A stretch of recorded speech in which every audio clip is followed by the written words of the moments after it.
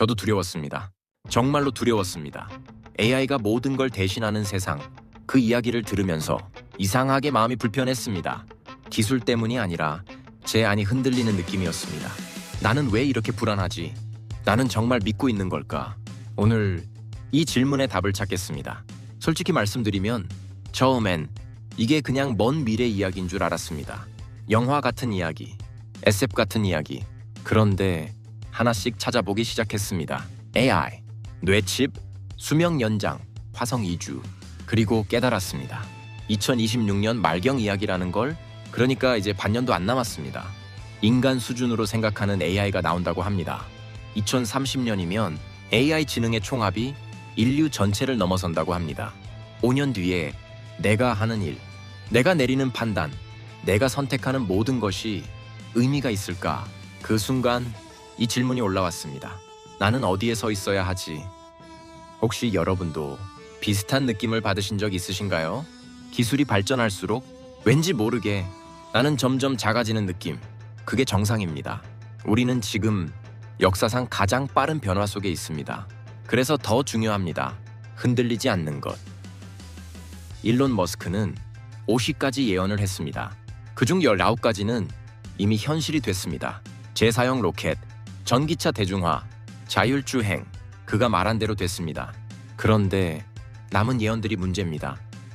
첫 번째, 노동의 종말. 3년 안에 외과 의사까지 로봇이 대체한다고 합니다. 잠깐만요. 외과 의사요?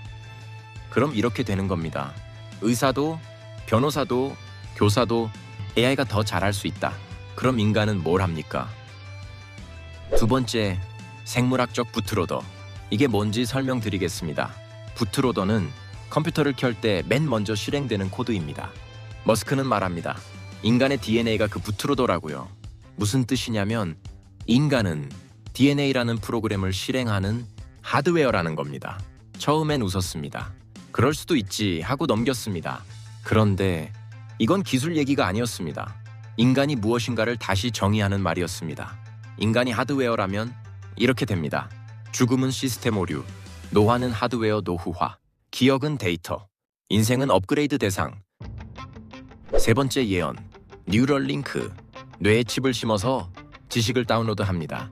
기억을 업로드합니다. 마비된 사람이 생각만으로 걷는다고 합니다. 처음엔 감동했습니다.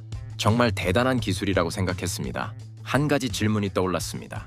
그럼 기억을 업로드한 사람은 누굽니까? 뇌 안에 데이터가 나입니까? 아니면 선택하고 사랑하는 그 무엇이 나입니까? 네 번째, 기술적 영생. 머스크는 말합니다. 노화는 고칠 수 있는 버그다. 2035년이면 평균 수명 120세, 2050년이면 150세도 가능하다고 합니다. 그 말을 들었을 때 이 질문이 올라왔습니다. 죽음을 없애면 구원도 없어지는 거 아닌가? 다섯 번째, 화성 백업 서버. 머스크는 인류를 화성에 보내려 합니다. 왜냐고요?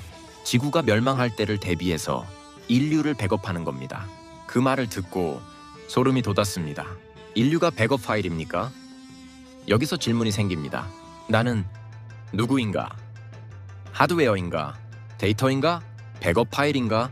아니면 하나님의 형상인가? 하나님은 말씀하십니다. 창세기 1장 27절, 사람은 하나님의 형상이다. 형상이라는 건 기능이 아닙니다. 존재입니다. 쓸모가 없어도 가치 있는 존재, 느려도 사랑받는 존재, 실패해도 여전히 의미 있는 존재. AI는 빠릅니다. 정확합니다.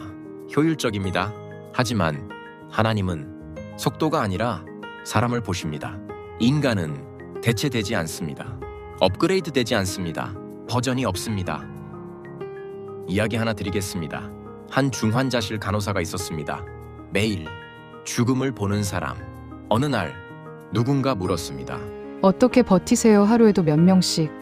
돌아가시는 걸 보면서 어떻게 무너지지 않으세요? 그 간호사가 말했습니다. 이분이 하나님의 형상이기 때문입니다. 의식이 없어도 말을 못해도 숨만 쉬고 있어도 이분은 하나님의 형상입니다. AI는 이 시선을 가질 수 없습니다. 영원히. 바벨탑 이야기를 해야겠습니다. 창세기 11장입니다. 사람들은 하늘에 닿으려 했습니다. 벽돌과 역청으로 그들은 악인이 아니었습니다. 최고의 기술자들이었습니다. 최고의 건축가들이었습니다. 하지만 무너졌습니다. 왜일까요? 하나님 없이 올라가려 했기 때문입니다. 지금도 같습니다. 이름만 바뀌었을 뿐입니다. 바벨탑 벽돌과 역청, 그리고 21세기 바벨탑 AI와 칩 구조는 같습니다. 목표도 같습니다. 하나님 없이 인간 스스로 꼭대기까지.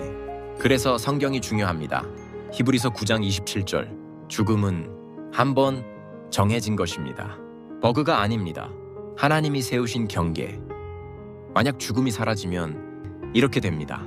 심판도 구원도 사라집니다. 부활도 의미를 잃습니다. 십자가도 필요 없어집니다. 기술적 영생론은 단순히 수명을 늘리자는 게 아닙니다. 구원의 필요성을 조용히 지우고 있는 겁니다.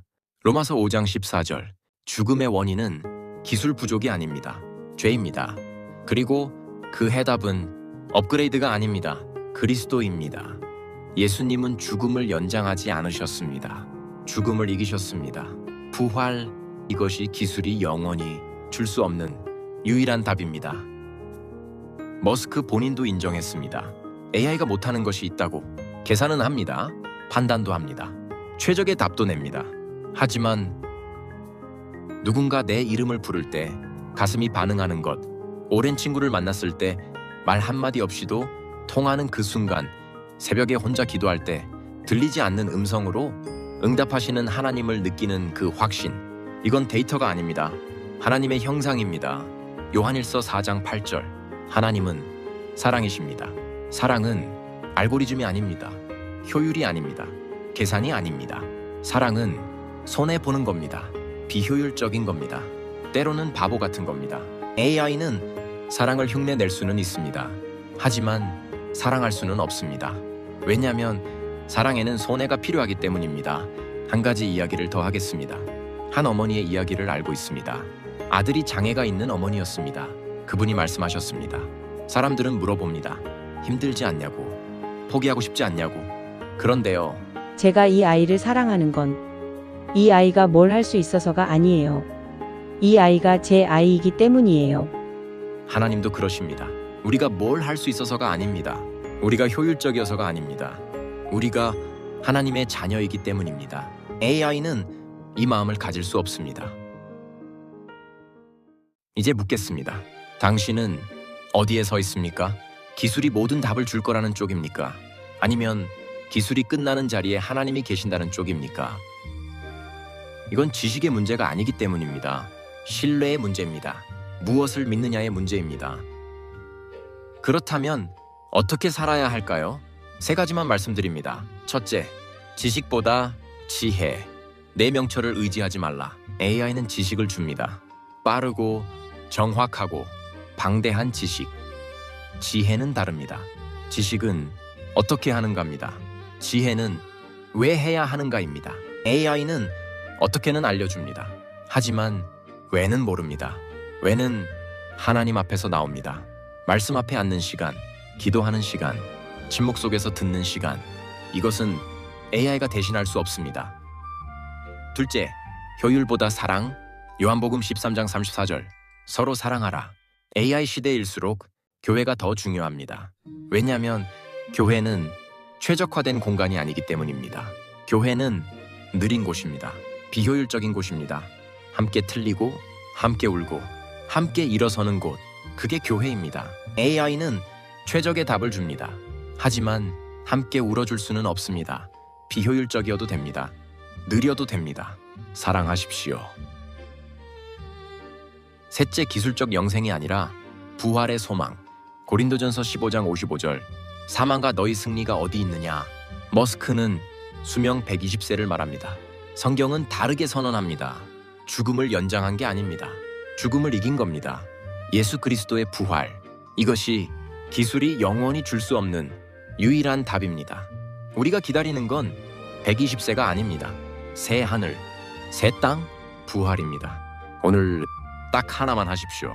메시지 말고, AI 챗봇 말고 전화하십시오. 가족에게 직접 이름을 불러주십시오. 사람은 연결될 때 살아납니다.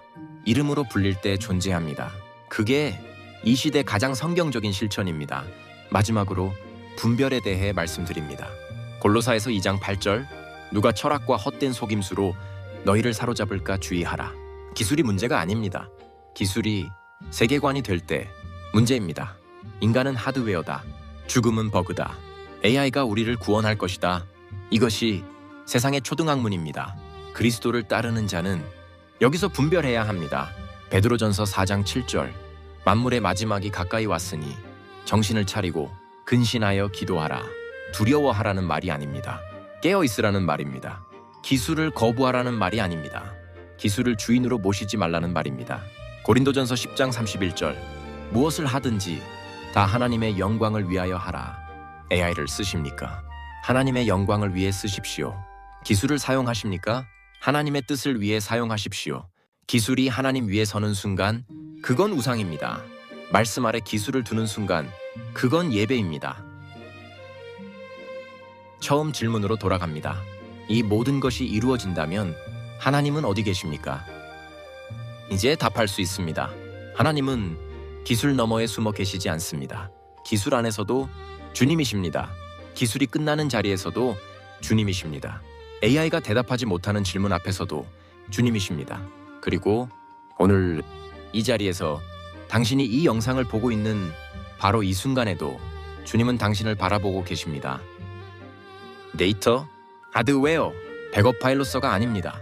이름이 있는 존재로, 사랑받는 자녀로, 하나님의 형상으로 AI는 당신을 분석할 수 있습니다. 하지만 하나님만이 당신을 아십니다.